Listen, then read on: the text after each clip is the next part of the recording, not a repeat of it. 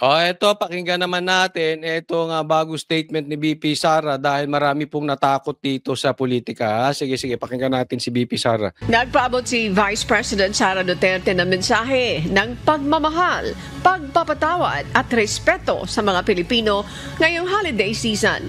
Sa inilabas na pahayag ng Vice Presidente, hinihikayat niya ang mga Pilipino na mag-alay ng pagmamahal sa isa't isa, lalo na sa mga kapos sa buhay at may karamdaman. Tayong lahat ay tinatawag upang maging mapagpatawad. Ay, nako, BP Sara, huwag ka magaganyan. Daming natakot sa statement mong yan. Ha? Lalo na yung mga dilawang tae, yung sorry. Sa mga kumakain dyan, pasensya na po. Doon sa mga dilawang inodoro, nako, daming natatakot sa statement ni BP Sara sa ganyan. Bakit? Kasi 'di ba, kamakailan sinabi niya na hindi siya magpapatawad. Okay? Nag-speech siya na may dapat kayo magpatawad pero ako hindi ako magpapatawad. Ngayon, ang statement ni BP Sara, magpapatawad siya. Nako!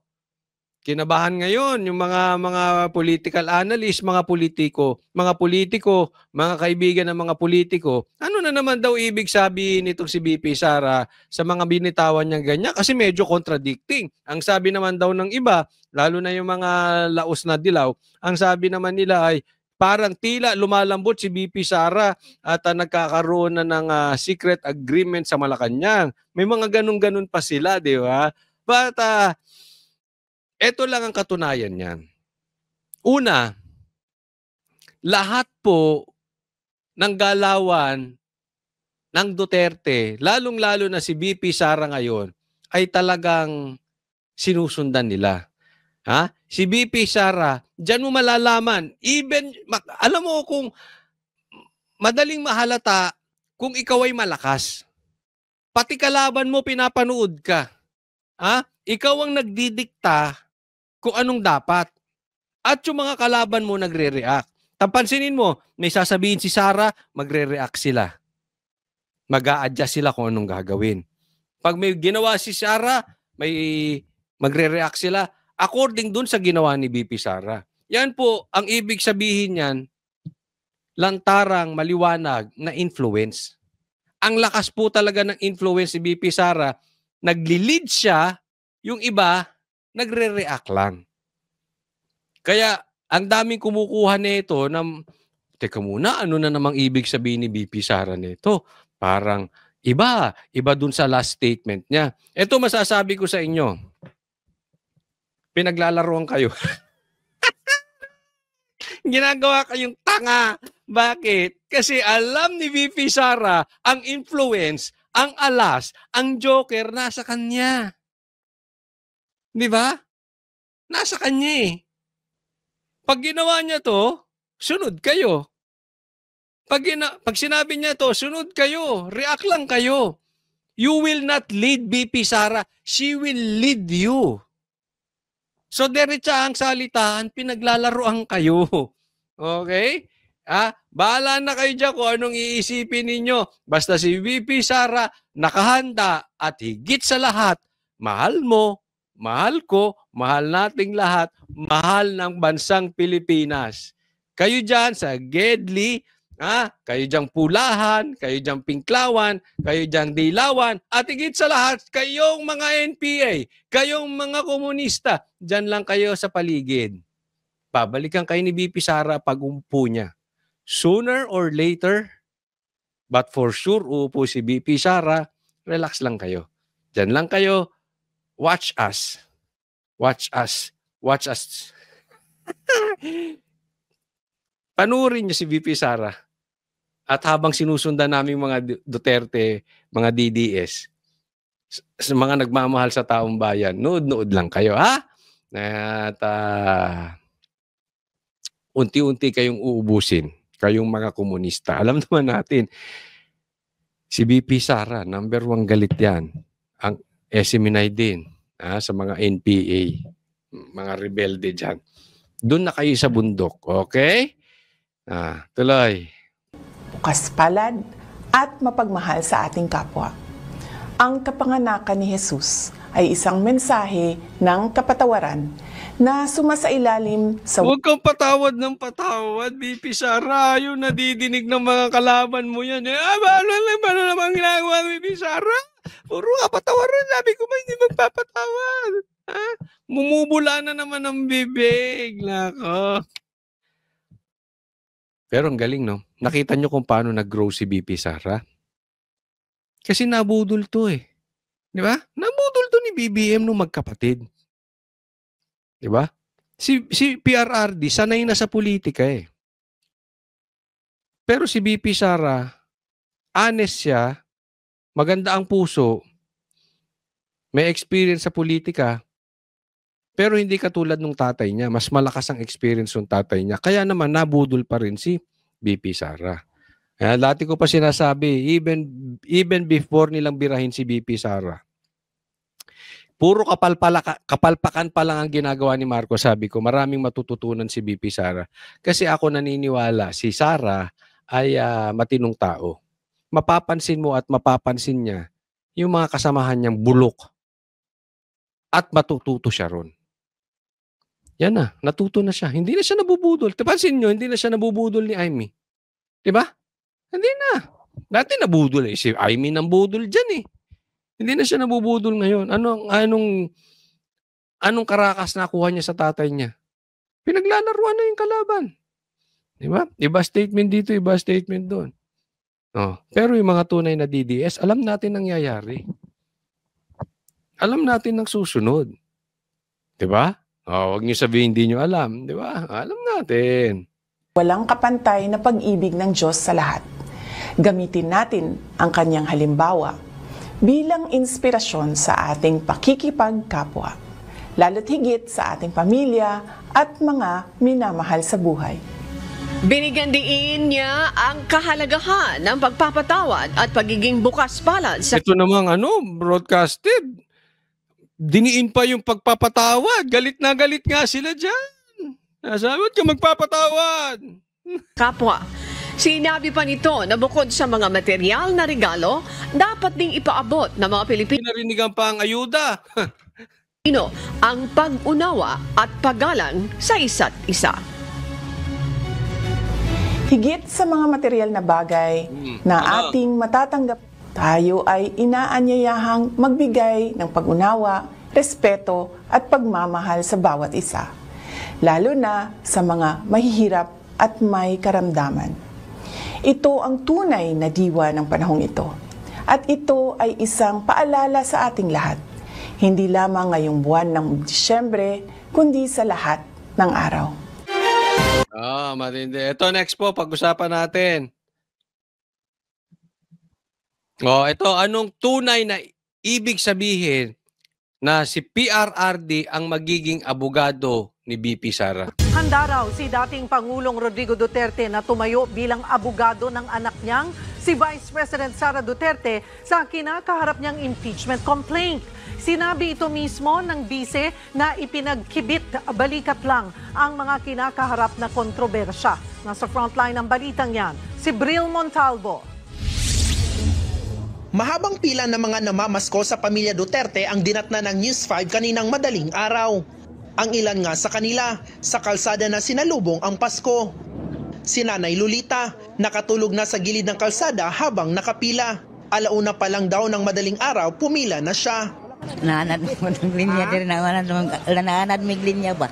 Isa kang digong, kang Duterte, pinaskuhan ni Mayor, ni President, ni Rodrigo Duterte.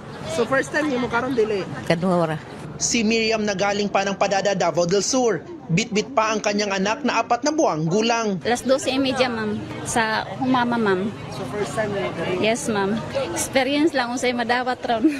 Experience lang, ha? Kidala na ako, ma'am, kay nagpila, nagtsaga lang pila. Pero ito, tinan ninyo, ha? Yan po ay taon-taong ginagawa nilang mga Duterte. At pansinin nyo, mahal sila talaga ng taga Davao. Kasi alam nyo, nung dumayo dyan, nandoon po kami nasa, isipin mo, may bagyo, may baha sa ibang lugar. Itong grupo ni Tamba, dyan namigay sa Davao. Walang tao, hindi ganyan. Kahit namibigay. At pansinin nyo, Pansinin nyo yung video na yan, kung meron bang nakalagay na po mukha nila or may pangalan nila o ngayon lang ba nila yung ginawa. Dati, taon-taon na po nilang ginagawa yan ng mga Duterte. No? So, talagang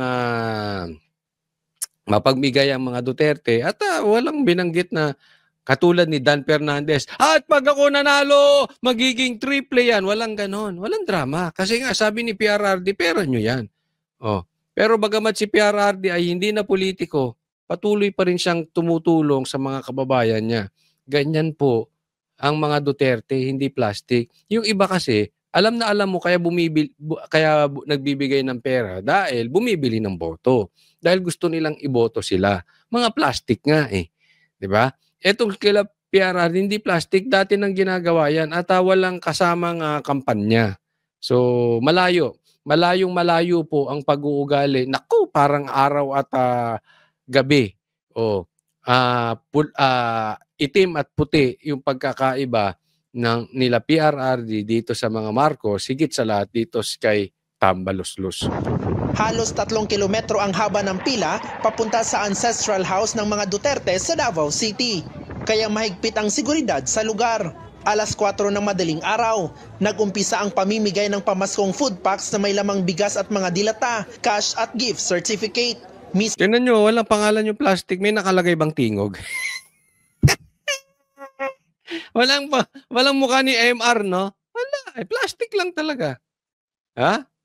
Kasi kung mamimigay ka ng plastic na may mukha mo, plastic ka. Mismong sina dating Pangulong Rodrigo Duterte at Vice President Sara Duterte ang nanguna sa pamimigay ng pamaskong ayuda. Nakadawat og pinaskuhan gikan ka mayor. Si VP Sara nakipag-selfie pa. Yan, hindi kayang gawin ni Marcos yan. Puro presko, nakita nyo ba yung pag-grip nila mag-asawa? Asan sila ngayon? Pamilya nila, asan ngayong Pasko? Tapos ito yung sinasabi ko may ginawa ang mga Duterte, magre-react yan. Huli nga lang. Yan si Marcos, lagi namang huli yan ay, namigay sila, personal, gagayahin nila yan. Yan yung sinasabi ko na ang nag-i-influence Duterte, sila gaya lang, react lang. Di ba? Pero hindi kaya ni BBM yan. Kasi alam nyo, hindi talaga people person yung mga Marcos. Mga elitista yan Di ba? Huwag tanga. Di ba? Hindi nila magagawa yan kasi hindi naman talaga ang puso nila para sa mga mahihirap. Ang puso niya para sa political agenda nila. Huwag na po tayo maglokohan, diretsahan na po tayo. Pansinin nyo yung kampanya ni Marcos, ayaw nga niya nagpapahawak di ba? Hinihila niya yung kamay niya pag kinakamayan siya. Mga mata pobre yung mga New Yorker daw sila Ayaw nila sa mahihirap. Hindi katulad nito sila BP Sara. Ganyan sila. At yan natural nila, hindi ka plastikan yan. Namigay din siya ng mga papremyo sa mga palaro. Higit 25,000 individual ang nabigyan ng pamasko sa taunang tradisyong ito ng mga Duterte. Dito na natanong ang bise sa mga kaliwat kanang isyong kinakaharap niya. Kabilang na ang pagbaba ng kanyang trust at approval rating sa pinakahuling survey ng Pulse Asia. Magpadayon gihapon ang magpapatuloy pa rin ang aming opisina, ang Office of the Vice President. ang opisina, ang Office of the Vice President, and of course ako At syempre ako sa pagsiservisyo sa ating mga kababayan at sa sisiguraduhin namin sa ato ang mga kababayan ug paniguraduhon namo nga amo apang mas palalakasin pa namin ang aming proyekto para sa mga Pilipino. Na nga mo ang mga proyekto para sa ato ang mga kaigsuunang Pilipino. Pagdating naman sa 3 impeachment complaint na inihain laban sa kanya ng Kamara, tiniyak ni VP Sara na nakahanda ang kanyang legal team. Nagpresenta nga rin daw ang ama niyang si dating Pangulong Digong na maging isa sa kanyang mga abogado. Malaking bagay yon kasi legal team yan So hindi lang naman isang abogado. But being one of the lawyers na magiging tutulong kay BP Sara bilang abogado ay si PRRD. Ang malaking ibig sabihin yan. This is political. Alam naman natin ang impeachment ay not really legal. Talagang yan pag pinag-initan ka lang pinag-initan. Kasi sa katunayan nga, mas maraming impeachable offense si Marcos yan pa nga mai-impeach si Marcos. Sa tingin ko lang, kasi mas marami yung kaya lang, ang kwarta, ang pera ay nasa kanila. Sabi nga ni BP Sara, ang pera ay hawak lang ni Saldico at ni Martin Romualdez. Sabi ni BP Sara, ang pera ng buong Pilipinas. No? So nasa kanila ang pera eh. Kaya marami silang nabibiling politiko, mga para gipitin at harasin ng mga Duterte. Di ba? Pero kung impeachable offense ang pag-uusapan, mas marami si Marcos. Kaya nga naman, this is political in nature lang. At napaka-importante na magiging lawyer si PRRD. Dahil, siyempre, alam naman natin ang political power. Nire-respeto pa rin yan si PRRD. Dating presidente yan. Yan lang ang lumabas na presidente na mahal ng taong bayan. Karamihan ng lumabas na presidente, pagkatapos ng termino nila, sinusuka na sila ng taong bayan. Si PRRD, until now, mahal ng taong bayan. Kaya nga naman, malaking bagay yun. Ibig sabihin, this will be a fight really now. Kung matutuloy yung impeachment, this is political. Hindi lang po sila lalaban legally. Kasi alam nila, pagdating sa legal battle, panalo sila talaga eh.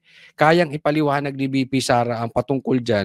At meron siyang kapangyarihan at pagkakataon makapagpaliwanag pagdating sa kamera, pagdating sa impeachment. Hindi katulad dyan sa mga investigasyon ng mga tuwadcom na yan, hindi naman siya pinagsasalita.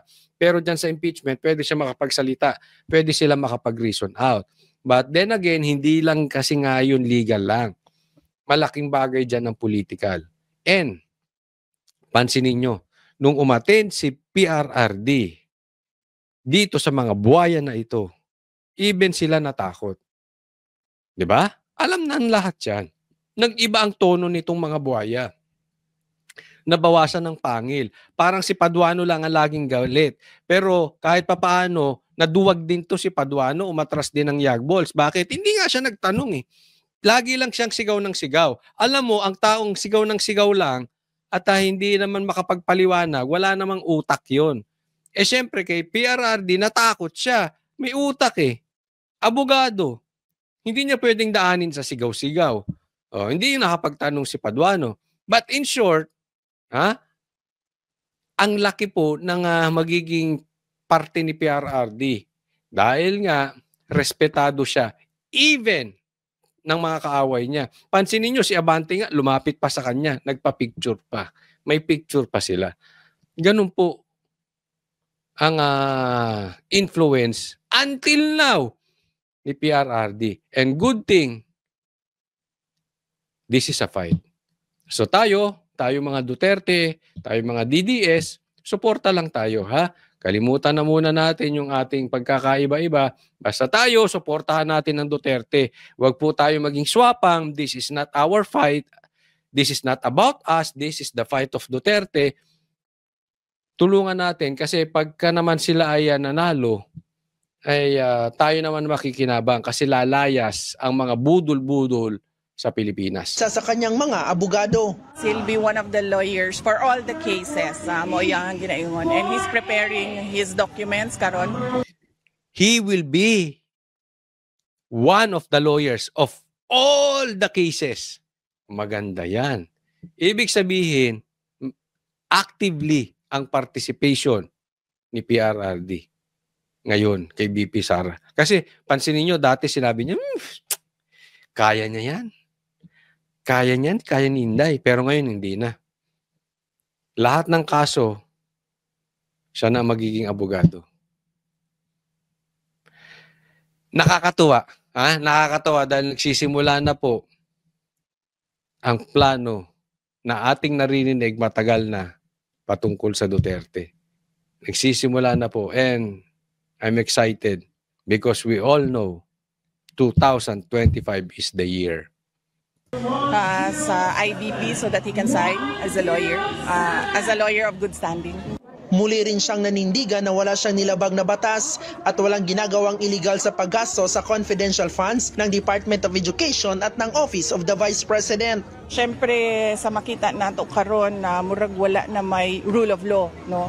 So, pag naang kaso, amo alang ihapong atubangon. Alam naman natin yan eh. Alam naman natin na walang kasalanan si BP Sara. Kita mo nga, ang laki ng confidential funds si Marcos. Ang dami pa nga niyang impeachable offense. Walang yagballs. Walang tapang itong Quadcom na imbestigahan si Marcos. Alam natin political. Why? Bakit binabato ang Duterte? Malakas eh. Simple.